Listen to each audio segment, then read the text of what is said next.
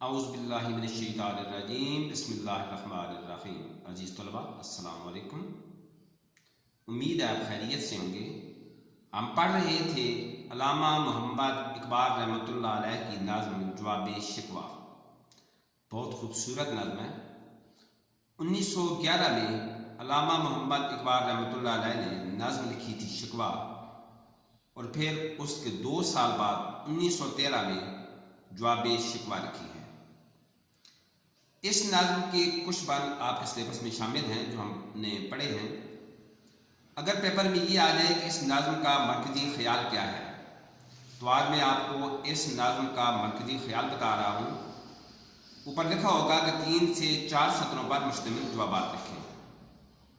تو اس نظم کا جو مرکزی خیال ہے وہ یہ ہے: نظم جواب شکوہ میں شاعر نے مسلمانوں میں موجود خامیوں کی نشاندہی کرتے ہوئے کہا ہے کہ مسلم قوم عجز و انکسار سے بیرون، دین اسلام اور اسلاف کی صفات سے بیزار اور بے دینی کی طرف مائل، تارک قرآن اور تن آسان بن چکی ہے۔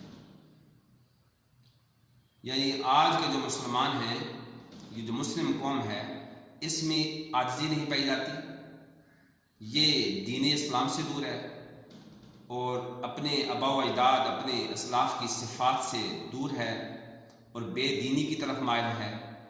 تارک قرآن کو چھوڑ دیا گیا ہے، یعنی قرآن پاک پر مسلمان عمل نہیں کر رہے، اور تن آسان بن چکی ہیں، محنت سے اپنی جان جو ہے اس کو چھڑانے کی کوشش کر رہے ہیں، تن آسان ہیں۔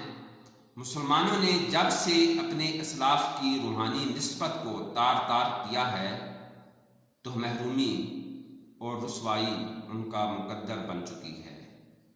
عزیز طلباء، یہ مرکزی خیال تھا نظم جواب شکوہ کا۔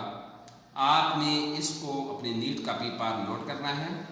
اس کے بعد اس سے جو اگلا سوال ہے آپ اس کو دیکھیں، الفاظ پر اعراب لگائیں۔ سب سے جو پہلا لفظ ہے منفیت، میم کے اوپر پیش ہے، منفیت۔ اس کے بعد ہے مصلحت، رمضان، اسرار، سپر۔ عزیز طلباء، آج تک جو بھی کام میں آپ کو بھیج رہا ہوں، مصنف یا شاعر کا تعارف، اس کے علاوہ اشعار کی تشریح، سوالات کے جوابات، یہ تمام کام آپ نے اپنی نیٹ کاپی پر ضرور نوٹ کرنا ہے۔ کل انشاءاللہ ہم اس سے آگے پڑھیں گے۔ اللہ حافظ۔